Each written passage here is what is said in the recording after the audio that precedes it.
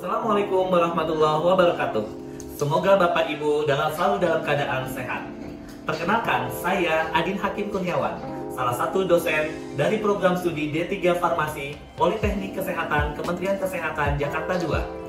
Saya merupakan salah satu dosen yang tahun ini mengikuti sertifikasi dosen SMART pada gelombang kedua di tahun 2023. Bapak dan Ibu, kali ini saya akan memaparkan video PDD UKTPT pernyataan diri dosen dalam unjuk Tridharma Perguruan Tinggi dalam bidang pengajaran. Saya akan menjelaskan mata kuliah yang saya ampu, yaitu mata kuliah Komunikasi Kesehatan dengan metode peran dan simulasi interaksi dan asesmen (PSIA). Mata kuliah Komunikasi Kesehatan merupakan salah satu mata kuliah wajib pada program studi Diploma 3 Farmasi Politeknik Kesehatan Kementerian Kesehatan Jakarta II. Mata kuliah Komunikasi Kesehatan tahun 2023 memiliki bobot sebesar 2 SKS teori selama 1 semester ke depan. Bahasa pengantar pada mata kuliah ini adalah bahasa Indonesia. Mata kuliah Komunikasi Kesehatan bertujuan untuk membekali mahasiswa dengan pengetahuan, konsep, keterampilan yang diperlukan dalam bidang pelayanan kefarmasian. Mata kuliah ini akan membahas konsep dasar komunikasi serta elemen dalam proses komunikasi. Menyusun pesan kesehatan, mahasiswa akan belajar cara merancang pesan-pesan kesehatan yang efektif untuk berkomunikasi dengan kelompok target, baik melalui tulisan ataupun secara lisan, serta gaya gerik seorang atau nonverbal. Mata kuliah intrapersonal, interpersonal, komunikasi kelompok, komunikasi massa, serta komunikasi publik. Mata kuliah ini akan membahas teori dan aplikasi komunikasi kesehatan dalam menyebarluaskan informasi kesehatan, baik kepada individu, pasien, keluarga pasien, kelompok, dan masyarakat umum, serta berkolaborasi dengan tenaga kesehatan lainnya. Karena kemampuan komunikasi sangat diperlukan untuk menganalisis isu-isu kesehatan, menggunakan komunikasi kesehatan sebagai alat untuk meningkatkan kesadaran, mempengaruhi perilaku, dan mempromosikan perubahan positif dalam masyarakat. Capaian pembelajaran lulusan CPL Program Studi Diploma 3 Farmasi yang dibebankan pada mata kuliah Komunikasi Kesehatan ini adalah: yang pertama, menjalankan tugas dengan penuh tanggung jawab dengan menghasilkan produk isi pesan komunikasi, kajian bidang komunikasi dan program komunikasi yang memberikan manfaat bagi masyarakat dan sesuai dengan norma hukum, sosial, dan etika yang berlaku. Memahami konsep teoritis komunikasi kesehatan, terutama prinsip komunikasi, informasi dan edukasi dalam pelayanan di bidang pelayanan kefarmasian, menyampaikan informasi terkait pelayanan kefarmasian melalui komunikasi yang efektif baik interpersonal maupun profesional kepada pasien, sejawat, apoteker, praktisi kesehatan lain, dan masyarakat sesuai dengan kewenangan yang menjadi tanggung jawabnya. Memecahkan masalah pekerjaan dengan sifat dan konteks yang sesuai dengan bidang keahlian didasarkan pada pemikiran logis dan inovatif, dilaksanakan dan bertanggung jawab atas hasilnya secara mandiri. Menyusun laporan tentang hasil dan proses kerja dengan akurat dan sahih, mengkomunikasikan secara efektif kepada pihak lain yang membutuhkannya. Untuk capaian pembelajaran mata kuliah CPMK pada perkuliahan terdapat 3 capaian sebagai berikut. Yang pertama, mahasiswa mampu menganalisis teknik komunikasi dengan pasien, keluarga pasien, teman sejawat, atasan, dan antar tenaga kesehatan lainnya melalui komunikasi, pelayanan informasi obat, komunikasi informasi edukasi, serta konseling, sekaligus menganalisis penerapan literasi dan digitalisasi dalam konteks kesehatan ataupun dalam bidang pelayanan kefarmasian berdasarkan revolusi industri 4.0 yang memainkan peranan penting dalam menyebarkan informasi kesehatan, meningkatkan pemahaman masyarakat tentang isu-isu kesehatan, dan mempromosikan perilaku kesehatan yang efektif, yang positif. Kedua, mahasiswa mampu menganalisis layanan informasi obat tentang bagaimana penggunaan bentuk sediaan obat, secara khusus konseling obat pada penyakit-penyakit hipertensi, diabetes mellitus, dan obesitas ataupun kolesterol, penyuluhan tuberkulosis dan HIV, serta diagnosis obat pada home pharmacy care. Capaian yang ketiga, pada akhir perkuliahan, mahasiswa mampu memahami interprofessional education. Kemampuan berkomunikasi yang baik merupakan aspek penting dalam IP, karena profesional kesehatan dapat berkomunikasi secara efektif satu sama lain untuk memberikan layanan pengobatan dan perawatan yang terintegrasi dan koordinasi. Oleh karena itu, pendekatan yang holistik dan terintegrasi terhadap komunikasi dan pendidikan kesehatan dapat membantu meningkatkan sistem pengobatan kesehatan secara komprehensif. Referensi yang digunakan pada mata kuliah komunikasi kesehatan ini dibagi menjadi dua bagian, yaitu ada referensi utama dan ada referensi pendukung. Saya menggunakan referensi utama antara lain pada e-book Production Communication Theory dan juga ada pada buku literasi Health Communication Theory Method and Application dan juga ada Health Communication Theory and Practice. Pendukungnya, referensi yang saya gunakan adalah yaitu tentang Counseling Physiotherapy, Theories and Intervention, dan juga buku terkait pada Fundamental Skill for Patient Care in Pharmacy Practice. Serta juga ada 3 referensi yang saya jadikan sebagai referensi di dalam RPS ini terhadap hasil penelitian publikasi karya ilmiah saya. Yang pertama adalah pada jurnal Pharmacy Education dengan judul The Effectiveness of Using Digital Application for Diabetes Mellitus with Augmented Reality Models as Learning Media in Pharmacy Education. Dan juga buku monografi yang saya pakai yaitu Pengelola Obat bagi Masyarakat di Rumah Tangga berdasarkan model Dagu Sibu, serta juga jurnal Sinta 2 dengan judul Pengaruh Kartu Tili terhadap Pengetahuan dan Perilaku Pengelolaan Dagu Sibu Obat di Wilayah Jakarta Pusat berdasarkan Home Pharmacy Care. Dan masih beberapa sumber pustaka yang bisa dijadikan referensi dalam mata kuliah ini. Sistem perkuliahan komunikasi kesehatan dilaksanakan secara sinkronus dan asinkronus dengan menggunakan metode pembelajaran aktif berupa role play sangat efektif dalam mengembangkan keterampilan komunikasi dan berinteraksi sesuai dengan peran yang mereka jalankan dan menghadapi tantangan terutama dalam bidang pelayanan kefarmasian. Metode pembelajaran aktif role play tidak hanya memungkinkan mahasiswa untuk berpartisipasi aktif dalam pembelajaran, tetapi juga membantu mereka menginternalisasi dan menerapkan keterampilan komunikasi kesehatan yang mereka pelajari dalam situasi dunia nyata. Selain role play, interaktif dengan mahasiswa juga digunakan dalam model pembelajaran yang saya lakukan karena pembelajaran tersebut dapat melibatkan komunikasi dua arah antara dosen dan mahasiswa berpartisipasi secara aktif dalam percakapan. Ini menciptakan kesempatan untuk pertanyaan, diskusi, dan klarifikasi. Selain dua arah, saya melakukan diskusi kelompok sehingga dengan model ini, mahasiswa dapat bekerja sama untuk membahas topik tertentu, berbagai pandangan mereka, dan membangun pemahaman bersama. Pembelajaran mata kuliah komunikasi kesehatan ini dilakukan selama 16 pekan, di mana 7 pekan pertama adalah sebelum ujian tengah semester, lalu 1 pekan pelaksanaan UTS, 7 pekan berikutnya sebelum UAS, dan 1 pekan pelaksanaan ujian akhir semester. Metode pembelajaran yang dilakukan tergantung dari bahan kajian yang akan disampaikan. Misalnya, seperti pekan sebelum ujian tengah semester, sebagian besar akan menggunakan metode ceramah, dialog interaktif, dan diskusi kelompok. Namun sebaliknya, pekan setelah UTS sebagian besar menggunakan model pembelajaran role play dan diskusi kelompok. Bentuk perkuliahan secara sinkronus dilakukan secara tatap muka di ruang kelas maupun tools conference seperti Zoom Meeting. Bentuk perkuliahan secara asinkronus dilakukan melalui WhatsApp Group. Evaluasi mata kuliah komunikasi kesehatan didapatkan dari kuis interaktif, penugasan, diskusi kelompok, praktek role play, nilai UTS, dan nilai UAS. Kuis interaktif dilakukan sebanyak 5 kali saat role play. Penggunaan penugasan struktur baik secara mandiri maupun kelompok dilakukan sebanyak 5 kali. Lalu role play di mana penilaiannya didasarkan rubrik role play yang di dalamnya memuat keaktifan pada setiap anggota di dalamnya. Kemudian UTS dan UAS dilakukan menggunakan rubrik multiple choice question dan uraian singkat sebanyak 3 soal. Pembobotan untuk setiap evaluasi hasil pembelajaran sebagai berikut. Kuis interaktif 10%, diskusi kelompok 10%, penugasan mandiri atau kelompok 15%, role play 25%, ujian tengah semester 20%, ujian akhir semester 20%, sehingga bobot total penilaian evaluasi hasil pembelajaran sebesar 100%. Demikian informasi yang bisa saya sampaikan mengenai mata kuliah komunikasi kesehatan untuk mahasiswa program studi Diploma 3 Farmasi Politeknik Kesehatan Kemenkes Jakarta II.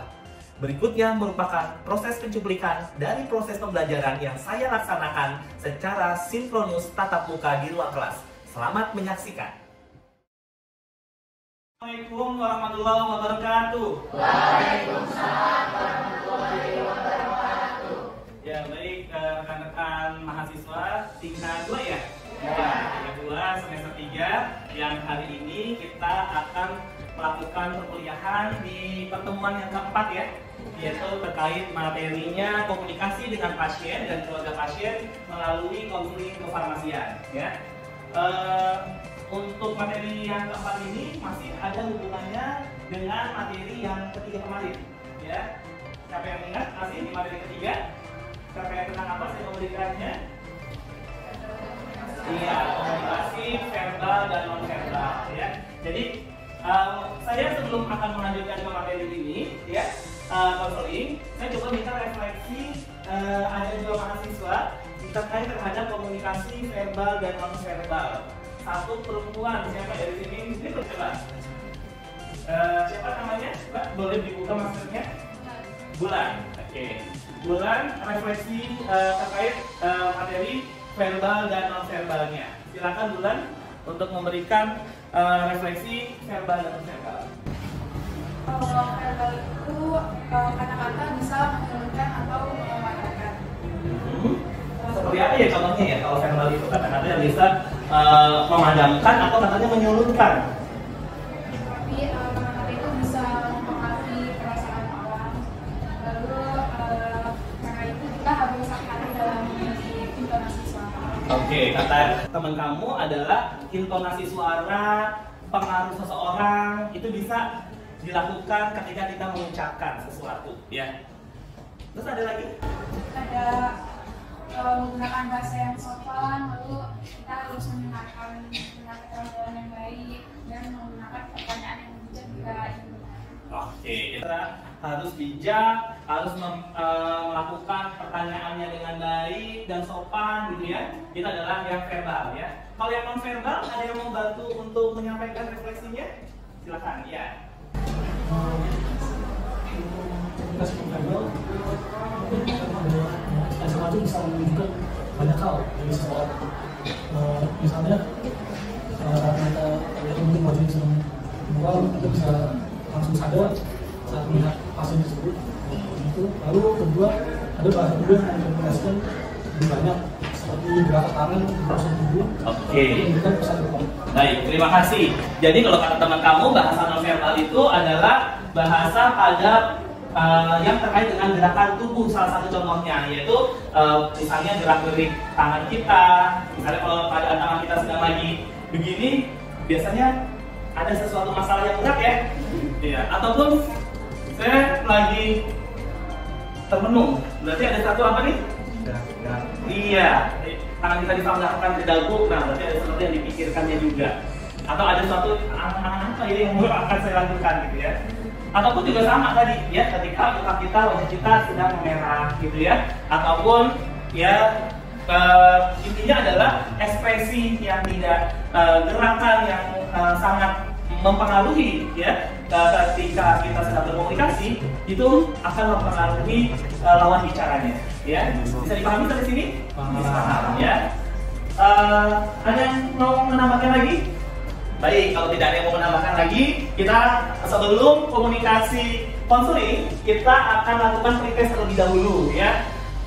Silakan dibuka Android-nya untuk kita lakukan pretest.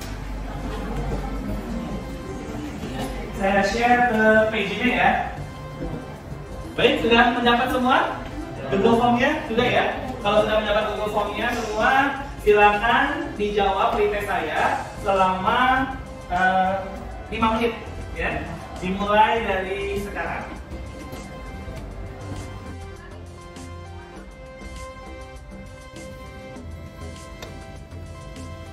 Temuan saya menggunakan daftar referensi sebagai berikut ya. Jadi daftar referensi ini yang membantu kalian untuk mencari lebih dalam lagi apa sih sebenarnya yang dinamakan konseling dan juga penerapannya di bidang kefarmasian itu seperti apa ya, sehingga kalian bisa nanti merujuk kepada daftar referensi tersebut.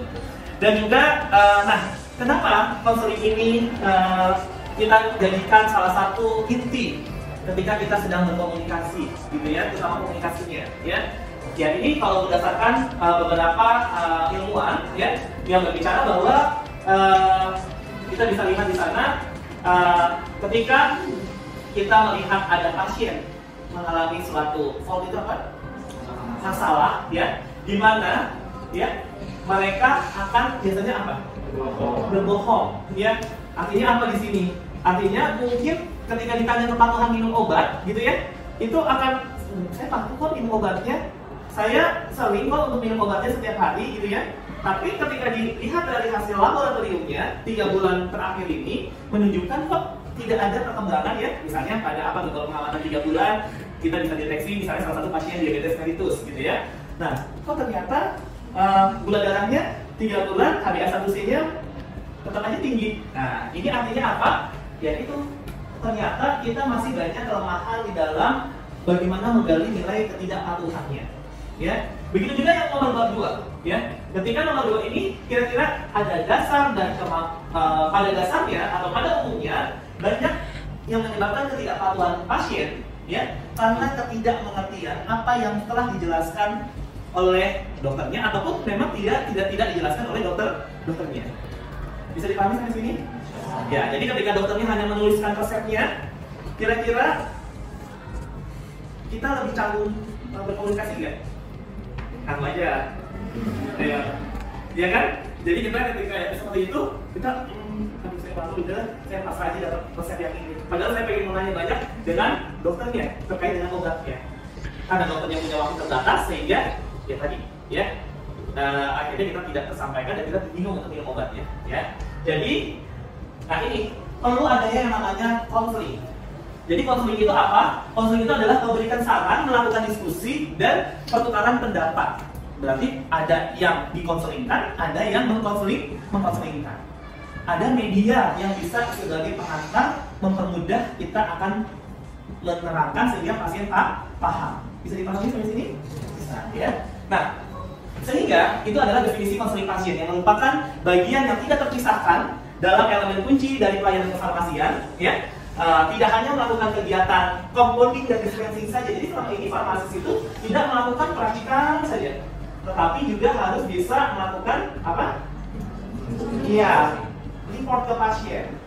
Ya, bagaimana kita mendapatkan informasi kepada pasien terkait dengan minum obatnya misalnya salah satunya, ya. Dan pelayanan konseling pasien ini juga pelayanan farmasi yang mempunyai tanggung jawab etikal serta medical legal. Kenapa kita melakukan etikal dan medical legal? Karena ya tadi kita dirambungi oleh salah satu aturan-aturan. Misalnya tidak menyinggung perasaannya pasien. Misalnya tidak menganjurkan pasien untuk hal-hal yang bisa berbuat negatif. Ya, udahlah diminumnya nggak usah sebelum makan, kapan aja juga bisa. Nah, itu kan sudah menyalahi aturan. Ya, bisa dipahami sampai sini? Ya, terus juga harus memberikan informasi dan edukasi mengenai hal-hal yang berkaitan dengan obat. Ya, nah ini adalah clue dari konseling dan edukasi. Apa itu konseling? Ya, salah satu aja, coba beri tangan. Yang mana? Yang ini coba. Apa itu konseling? Kalau contohnya ada mendengar, bertanya, kemudian mengevaluasi, interpretasi, dan menghubungkan. Iya.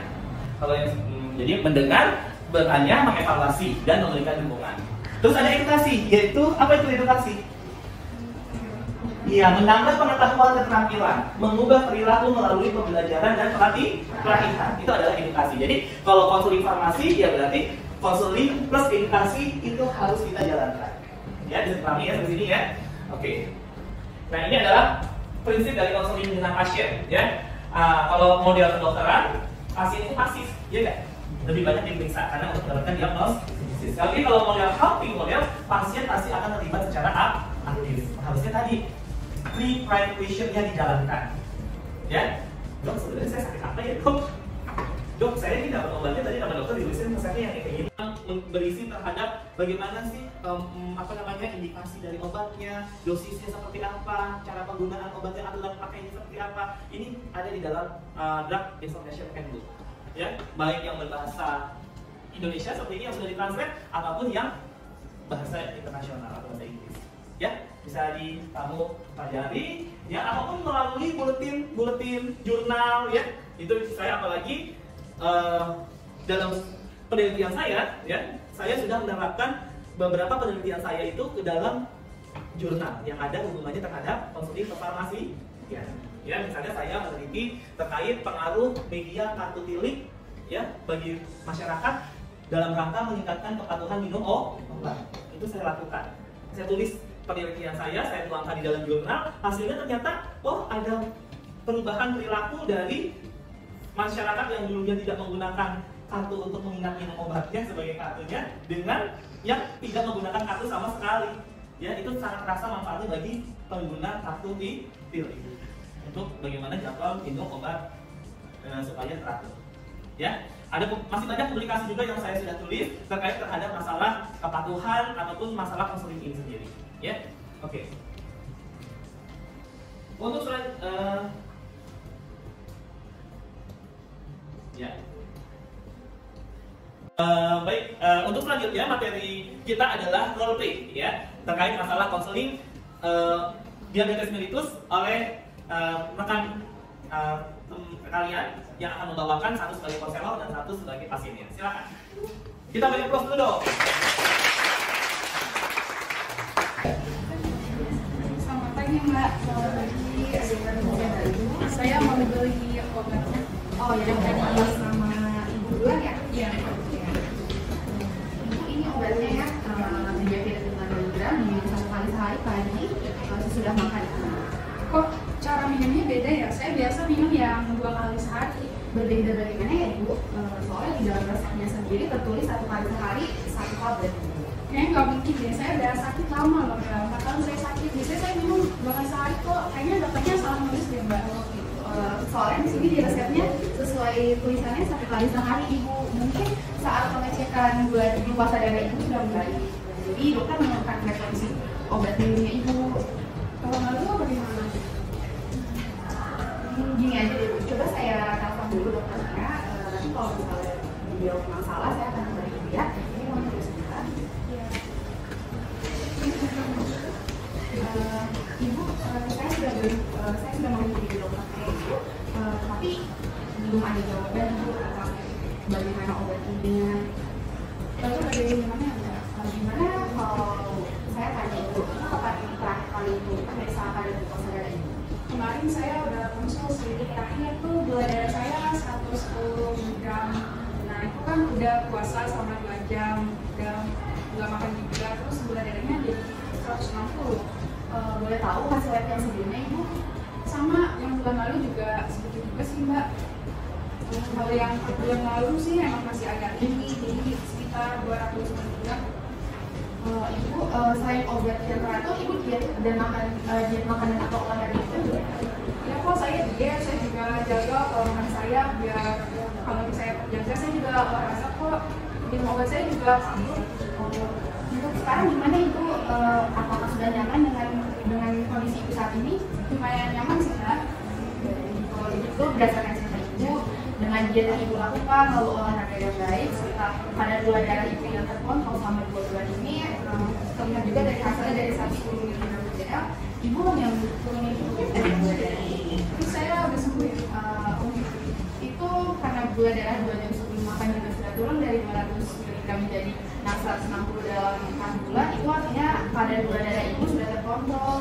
Terus saya harus ngapain lagi Mbak? Jadi karena kan tadi sesuai yang tadi ya Ibu, jadinya dokter memberikan frekuensi obat yang Ibu minum itu jadi turun menjadi 1 kali sehari dan 2 kali sehari jadi 1 kali sehari. Yang ini disebabkan karena kondisi gula darah Ibu yang sudah stabil. Oh jadi nggak apa-apa ya saya minumnya sekali sehari. Ya nggak apa-apa kok Bu. Kalau menurut saya ini sudah sesuai dengan resep dokter karena Ibu udah diet dan olahraga. Kalau bisa diet dan olahraganya tetap dijaga ya Ibu. Nanti 1 bulan lagi datang lagi ke dokter. Oke, saya sudah mengerti. Terima kasih banyak ya Mbak. Ya sama-sama Ibu. Terima kasih kunjungannya ya Bu. Semoga lepas sembuh.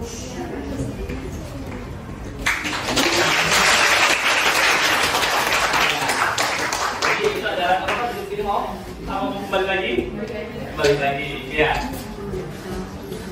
Ya, ternyata bagus ya, sangat bagus, lancar ya. dan menguasai ya, berarti jago nih untuk manuskripnya ya, dikasih. Nah, oke, kira-kira dari konseling yang sudah disampaikan oleh dua pemeran tadi, ada masukan yang perlu disampaikan? Boleh kalian tanggapi dengan menambahkan ataupun apa, silakan.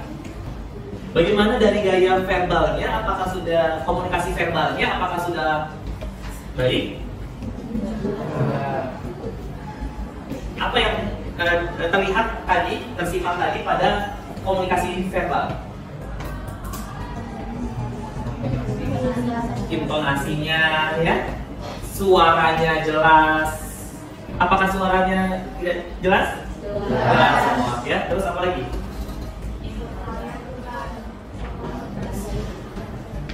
Dari verbal.